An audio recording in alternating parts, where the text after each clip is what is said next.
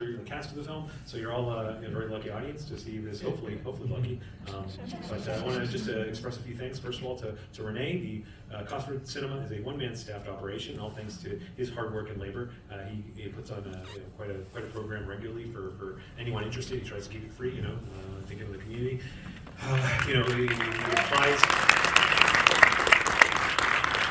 He applies an interest in both art house and mainstream taste, so come on down because there's something for everyone. So yeah, cinema lives here at Cosford Cinema, and if you keep up with me on social media, you know that I'm here quite often. Maybe I'm more often than I should be. But anyways, so I also want to say thank you to my family for their love and support, and frankly their tolerance for the work that I do. They never hear the end of it, although I don't show them final cuts of these films until I gathered an audience to do so. And I want to also thank the lead actress of the film, Lorien Mapp, who plunked down 80+ hours in this film. So please, a round of applause. Seated over there, so you know in what proximity you are to the most amazing film. And lastly, I want to thank just the cast of this film, those who are here, for just your remarkable work and all the trust you gave me on this film. I hope I answer it well with this final result. So beyond that, please follow proper theater etiquette with your cell phone. So please silence them, and please limit their use during the screening. And lastly, I want to say that there will be 2 trailers of mildly relevant inclusion here before we start the film, so be prepared for that. Thanks again, all of you, for coming. It means the world to me to see such a turnout. It's kind of why you make these things, to show them in front of an audience, so I really appreciate that. So without further ado, let's roll film. Thank you very much.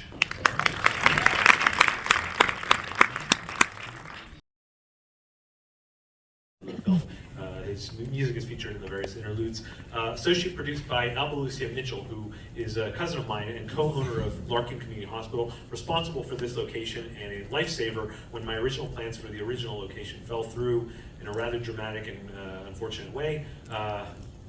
They threw the book at me, charged me location costs and insurance, and I just wasn't going to, I didn't have the money to pay for it. So Lucia came in and was able to secure a location at Larkin. So we're thankful for her for that. Yeah, please, we'll start with Lorien. Just introduce yourself. Tell us a little bit about yourself. I have one. Thank you. Well, hello everyone. My name is Lorien Mapp. This is my 3rd film with Gabe.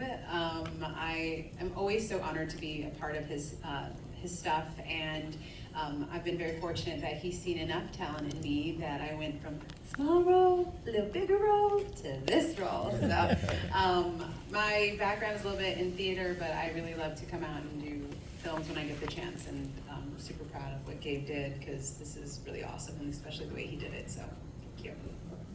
Okay. Thank you, Lorien. Yes, everyone tends to get promoted. You work with me long enough, you get a boost in the number of scenes in subsequent films. So Florencia Barletta plays Sandra, of course, so tell us a little bit about yourself. Hi everyone, I'm Florencia Barletta. I also have been on Gabe's 3 feature films, and also started with a small role and worked my way up. This is the biggest role I've had with him so far.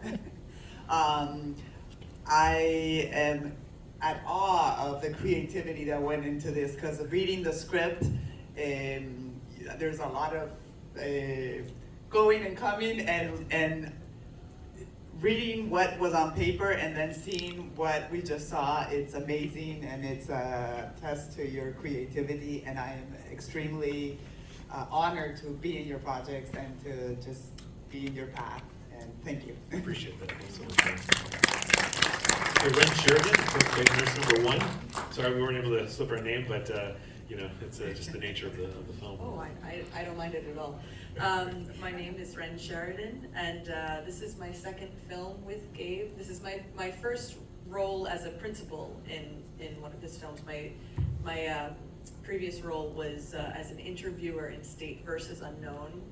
But I've been a fan of Gabe's work for a long time, and I've enjoyed a lot of his previous films. I always tell Gabe that he has such a unique voice, and every story he tells is poignant and has very important things to say in it. So I really enjoy watching them as well as now being in them. And so I'd love to see more in the future. Wherever you go, whatever you do, I'll be a fan, and I'm happy to be a part of this one. Yeah, well, thank you so much. Certainly. But these are all actors who are local. They participate in a lot of the, they support a lot of the young filmmakers who are out there kind of doing their projects in their sort of, fledgling kind of way. And I appreciate the involvement. Patricia Lorian, who plays Dr. Peak. Introduce yourself. Tell us a little bit. Hi, everybody. My name is Patricia Laurier. I am very grateful to have worked with Gabrielle on this, especially because of the subject matter. Any way we can do anything to help the stop of drugs and awareness, so I'm really grateful to be part of that. I actually attended this school, University of Miami, so it's like a full 360 coming back. Been in Los Angeles for many years pursuing my acting career, Boom Boom Girls of Wrestling, Jarhead, and it's just such an honor to be back here with all these great members and this story, and to keep making great independent features that make a difference, I think is what's really important here. And everybody did such a great job, and just grateful that everybody came out today, really thankful to all our friends and family, and continue to make great films. It takes a lot to make a film, so just to get one film made is so much work and so much money that goes behind it, and it's just a blueprint. And then to actually, for it to come, to get it to the finish line is huge, so I commend you. Thank you. Thank you. Before Sean, ladies first, so let's get Rebecca in. Rebecca plays Senator Templeton, so tell us a little bit about yourself. Thank you very much, Gabriel. This is my first film with Gabriel, and it was such an honor and pleasure to work with such a talented director and with a wonderful script and such an amazing cast. Just amazing and wonderful things to learn from. I'm actually a PhD. My doctorate is in a social science, and I love the fact that this is being premiered within the university environment. I see this film being a really good catalyst for discussion about the systemic issues that would be, resulting from, viewing this and understanding it, and the discussion that could come from it. So I thank you so much for putting the time, the effort, the talent into making this piece of work. I think it's got a long track ahead of it to help a lot of social issues and discussion going forward. So thank you for including me. Sure. Sean. Those are some tough speeches to follow. I'm Sean Grant. I play Dr. Ali. I've been acting for, I think, 16 years now. This is my second film with Gabriel, and it's been such a joy because being a part of his projects has not only allowed me to explore that creative side that I love so much, and when I get the chance and the opportunity to do it, but all of his films are really thought-provoking in a sense that they make us all just more self-aware about what's going on in the world, and so I can really appreciate the material when we get the opportunity to act it out and to be a part of something that is hopefully expansive and helps people who get a chance to see it. So I'm extraordinarily grateful to work with such a wonderful cast. I hadn't had the chance to meet all of you, but everybody was terrific. Everybody was dedicated. The skill was on point. It was really, really a joy to have that opportunity. So I'm very thankful to you, Gabe, thankful to everybody that's a part of this, and thankful to you guys for coming out to support us and check it out. Thank you so much. So some baseline information about the nature of the production. I'll basically reveal that we shot this film with a $55 HD camcorder.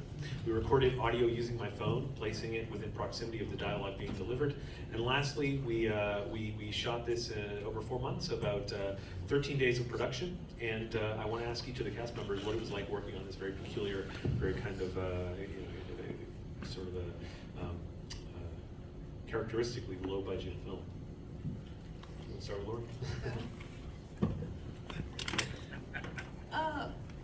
It was Definitely interesting. The first few days of filming, it was really just me, Gabe, and Florencia, and it was very intense. It was just very intense. But I think whenever we would watch it be played back, it was amazing to see how it actually came about. Because, at first you're kind of like, oh, we'll see how this comes out, But to see it, again, in playback and to see it up here, like, that was absolutely amazing. And just the creativity, like we were saying, I think everyone has said that with Gabe, like where he placed the phone and like, it was definitely an experience, but just to see what's come out of it has been great. Sorry, I've got to make a major correction here. There was an oversight. Sabrina Fonte plays Nev's sister in the film. She's not up here. She's here. So come on up. Come on, please. We missed the introduction. Sorry about that.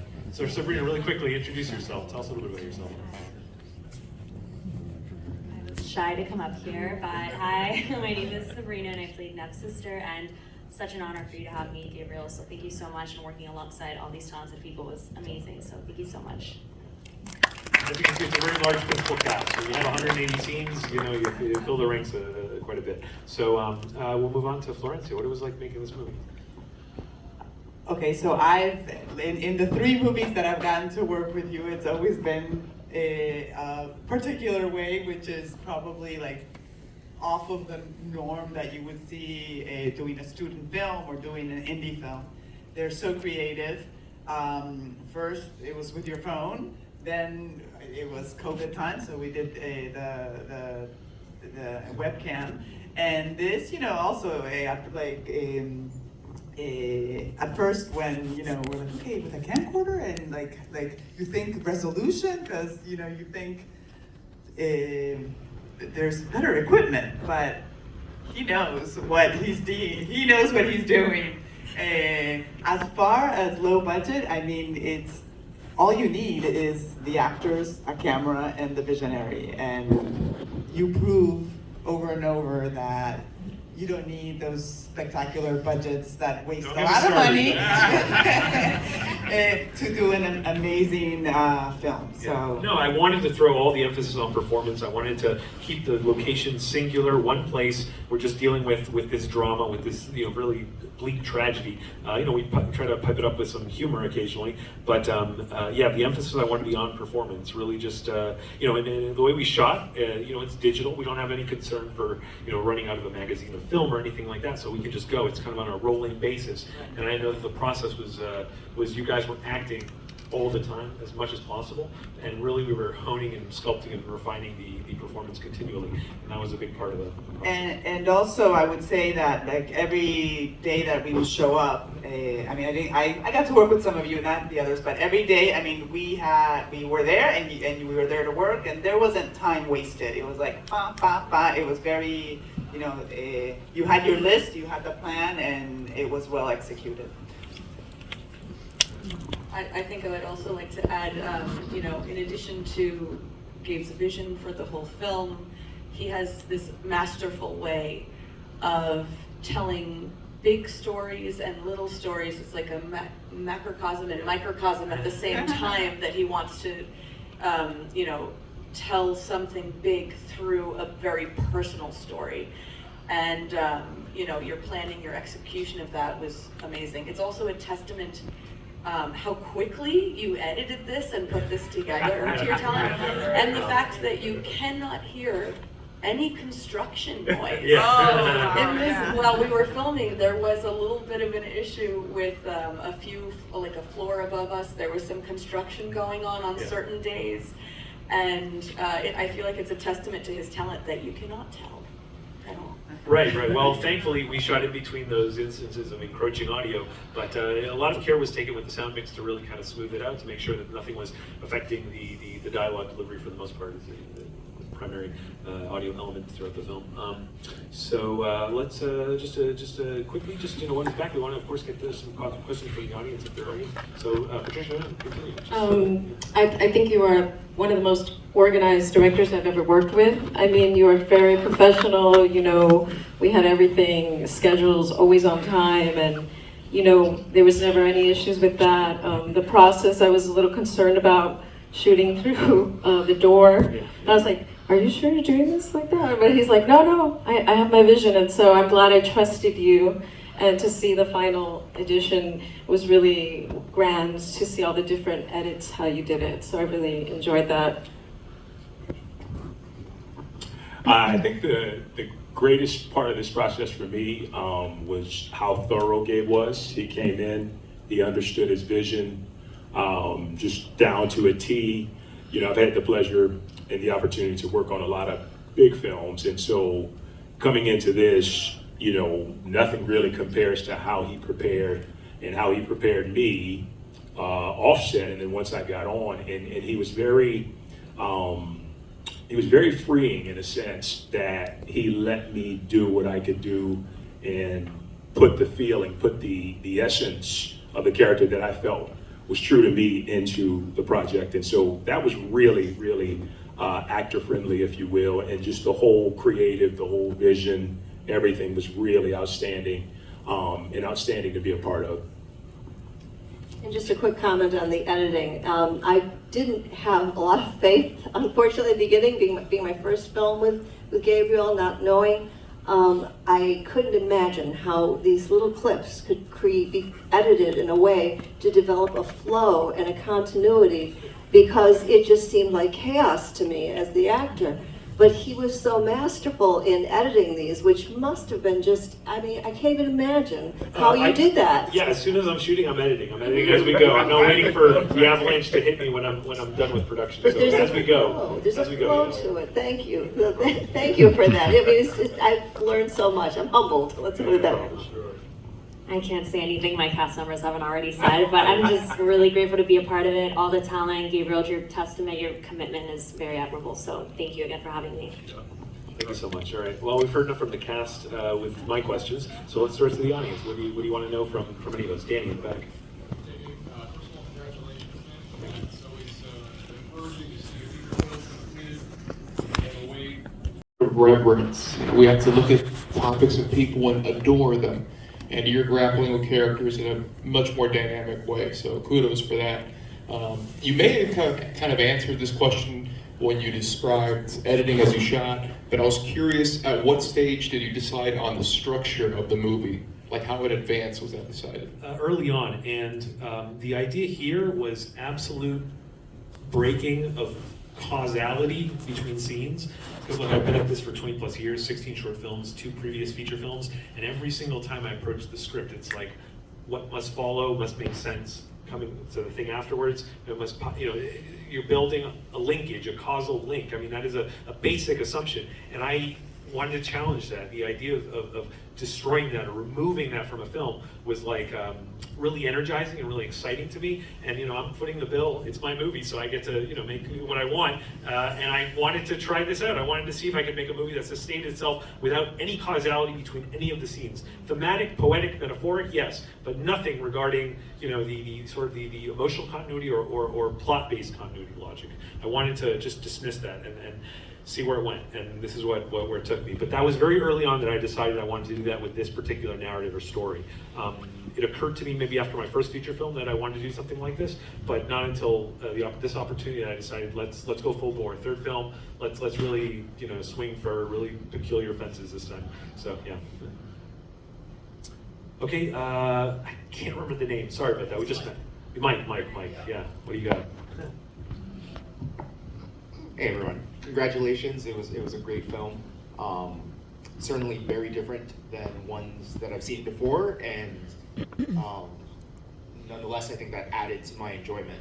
I'm really curious because I'm stuck at the end of the movie, certainly our main characters, and it's not ideal.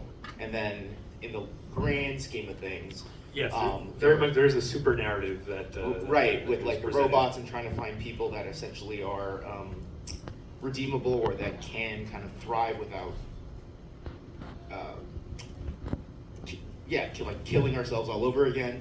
So for our character it was a sad ending, and then when at the end there were 0 humans in any of the facilities, that's also pretty like pessimistic and dark. But at the same time, like I didn't, at the end of the movie, even though those 2 things happened, I didn't find myself feeling pessimistic or hopeless. Like, in a way, I got this sense of like peace and optimism. I'm curious if that was your intent, and if it was, Absolutely. how you went about making that, right? Right. Well, let's see. You know, as the person who endowed these sentient robots with all the promise and potential and power that the humans lacked, there is a degree that we are well taken care of afterwards, and that they've built these massive space stations, and they're expecting us to, you know, rise from the ashes to kind of fulfill our own promise, potential, and promise of power and so forth, and you know, reclaim our great dignity among the stars. So, you know, those ideas kind of played into the super narrative that kind of that you know, we intersect with throughout the film.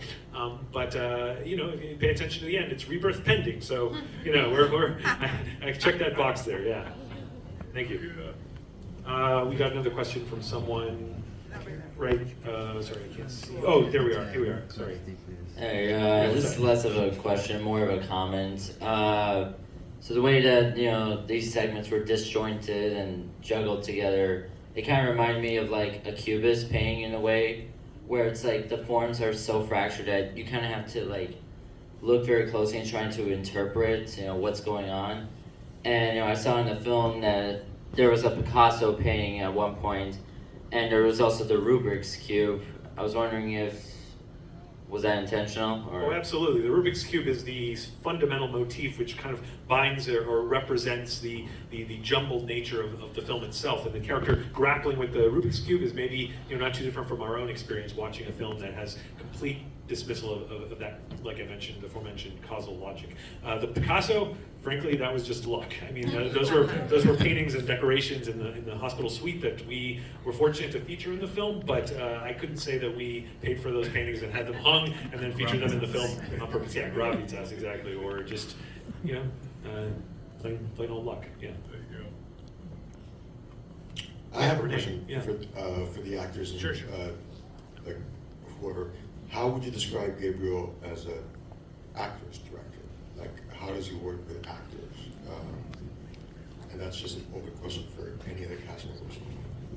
I would say that Gabriel has great respect for actors, actually. He has a very clear vision for his script and where he wants to go, and his concept of the characters as he's written them, but he doesn't impede on your creativity as an actor. He's willing to listen to your view and understand your own impressions of the character, talk about it at length. Very early on in our early discussions, we had, interestingly, the same view for the nurse of how she operates, why she operates, and a bit of a slightly robotic quality to her, right? You can't help it. You know, you're dealing a with bit cerebral. Yeah, you're dealing with some of these outrageous, kind of outlandish ideas. They seep into the human story, despite the fact that they were relegated for the most part to the super narrative. Yes. And so I would say that Gabriel, he gives you the freedom to put into the character what you want to put into, to navigate the scenes in a way, and, you know, maybe add things here and there, that he's flexible and open to, oh, that worked, that was good, do that again, you know. So I just want to say that his understanding of not wanting to tell us the way to say our lines. He kept saying that, I don't want to tell you how to say it. I don't want to tell you how to say it. That's the ghost So of he Mia gives you- Skornavaca, a previous actor I worked with, who really put the kibosh on line readings, and I always try to honor that. I never do line readings, but sometimes I can't help it. So. Yeah, so I would say that he highly respects the actors, and it was a pleasure to do scenes with everyone that you know, we had for scene partners. Yeah, absolutely, Sean. Everything Ren just said was completely spot on. The thing I think for me, and I could speak for everybody, was just the directness and the clarity with his vision and his approach. Like, you know, in life, when there's clarity, there's an easy target to hit. There's an easy, you know, place to move in and move in that place confidently. And as an actor's director, you know, Gabriel did just that, and it was really a pleasure to be able to just know where you were going from point A to point B to point C. It was very very upfront and forthright, and it's just a pleasure, an absolute pleasure to be able to, have that in a director when you're going into a project. Hey, I want to add that, sorry. I just want to add that at the end of whatever shoot day I had, I would always get a text because he is very quick on editing and everything. Right there, he was on it, checking everything, and you would get a text saying, everything came out great. It was the best, like just making the actor feel like you did a great job. And after I saw it, it was exactly what I wanted. You gave what, so it was really nice for somebody to take, the time to do that afterwards. So it's not just, oh, come do your thing and see you next call date. But no, he really, I think he picks his actors and the people who he wants to surround himself with well. And I think everybody here, we really respect working with him because there is that care that goes into that, and it makes us feel good. And I think, sorry, just one other thing. I think that care and respect for us as actors, not only in our craft, but from a physical standpoint, the environment that he creates. When we were done late at night, Gabe would walk with us to our cars.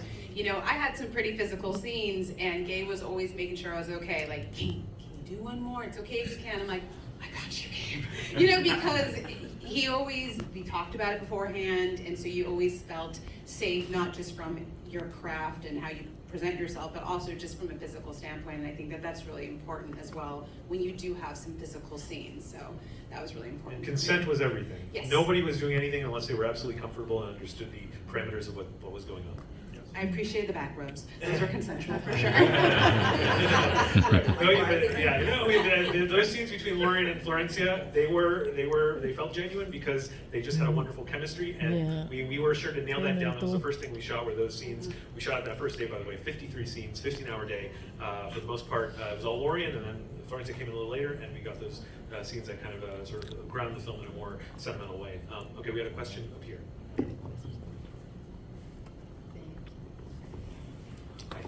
I was fascinated. You all were fantastic, and the overall vision is unbelievable, amazing. So I compliment you for that. I am curious to know why you chose this subject matter and what you hope to accomplish with how your film will be used.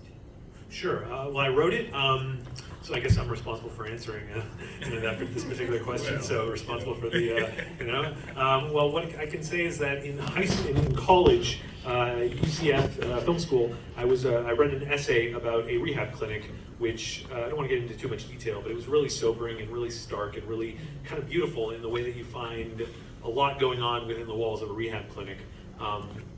So I've always had that in the back of my mind. This particular essay presented by a professor that I have a great amount of respect for,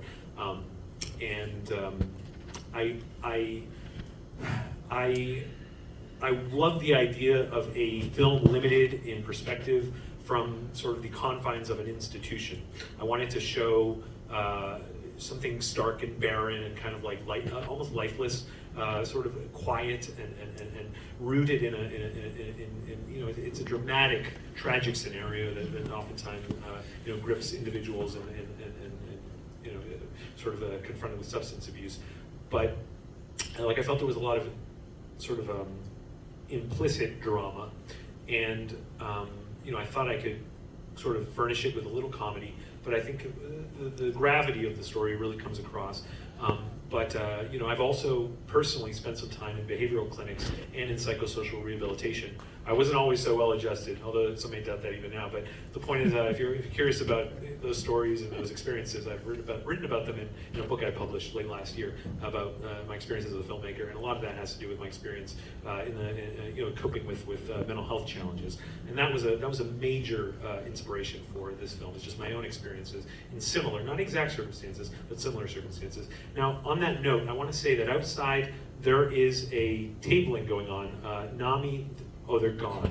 Oh, they left. Okay, well, NAMI was out there. They're a National Alliance on Mental Illness. They're a group that does a lot in the community, outreach programs and all sorts of services, hotline and all sorts of things like that. And they were here, but if you're curious about any organizations that help along issues of substance abuse and mental health, particularly with mental health, although substance abuse is classed as a related thing, NAMI is a really stalwart organization. Okay, do we have another question? They left paperwork.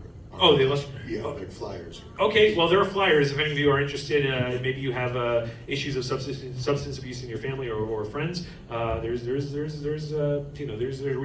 So just calling attention to that. All right, any other questions? Okay, Jeffrey in the back. Hi. You've talked a little bit about the editing. I was just wondering, I guess, from like a pragmatic, like how the days look like, since the scenes are like non-chronological. I'm sure it must have been difficult to shoot a particular day chronologically and then change up how that must have. I'm just wondering if there was any challenges with that. I mean, yeah, I'll extend the response to the actors. They could fill in the blanks, but I did trust them with maintaining a shred of continuity to carry over between the various scenes when things were called for and particular parts of the narrative. Because there is a basic chronology, but it isn't very explicit, and it isn't like step by step that it was all worked out. It was always kind of a random jumble of scenes, and but I can say that thankfully there were no windows throughout the interior of the clinic, so we couldn't see that we were swapping from day to night in a dramatic fashion. We're like, you're in this facility and you have no sense of day or time. All you're going by is like the characters' interactions and what they're kind of up against in terms of their interactions. But I don't know. I just ask the cast to maybe fill in what your process was like in terms of working. Retaining some sense of continuity, because we do want to just be all off the wall, so to speak. So just maybe a little bit more about your process. Yeah, and just to and this is for the actors, on the same subject. I'm wondering if the screenplay was linear.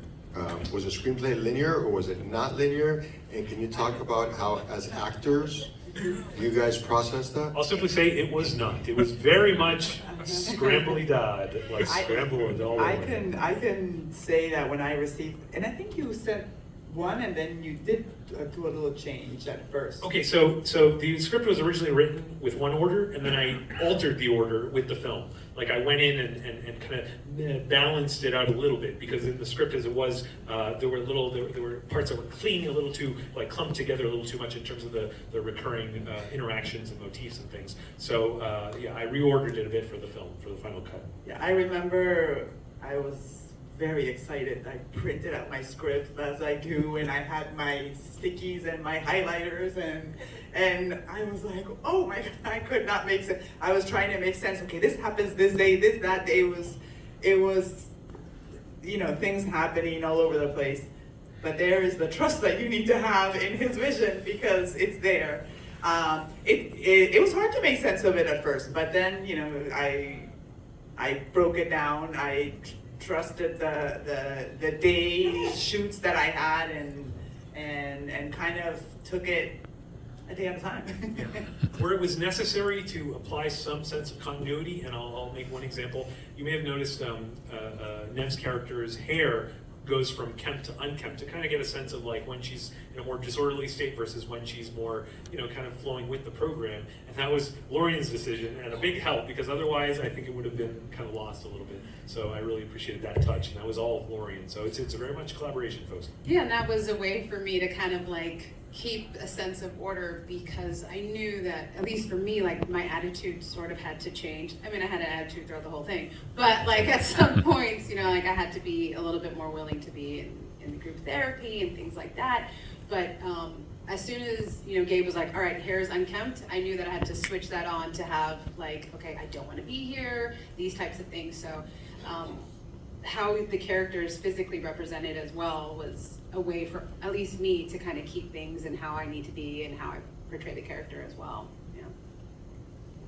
Yeah, I would add to that reading the script was intriguing, because when things are out of order, you have a lot of questions in your mind, and questions are what drives a story forward. You know, what is happening to this character? Why is it happening? What's with the robots? And you know, you keep wondering, how are things going to turn out? And in some sense, you already know things turn out a certain way, but then you wonder why, what happened? So those questions propel you to keep reading and then keep watching.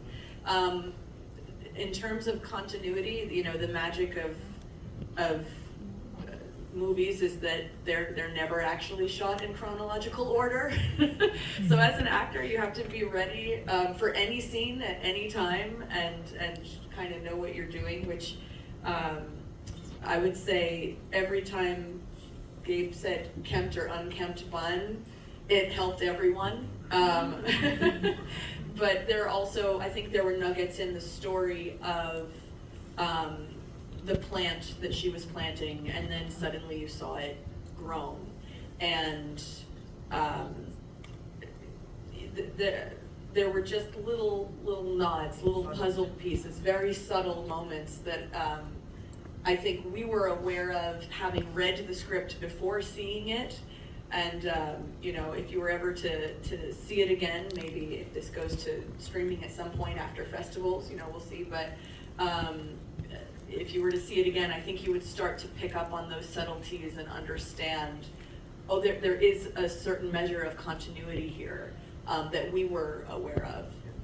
Oh, yeah, there were touches of little setups and payoffs throughout the film. Those were plainly intentional, yeah. Okay, Leo in the back.